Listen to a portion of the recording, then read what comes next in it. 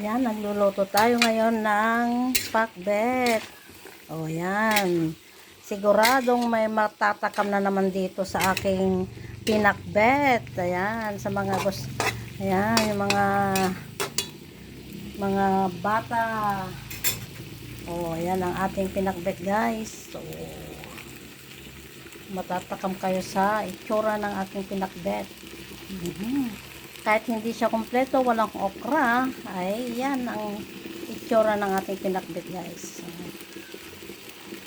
Sarap-sarap ng ating pinakbet. Kailangan natin magluto rin. Namimiss ko na rin tong pakbet kasi. Kaya kailangan ko rin magluto kasi namiss natin ang ating pinakbet.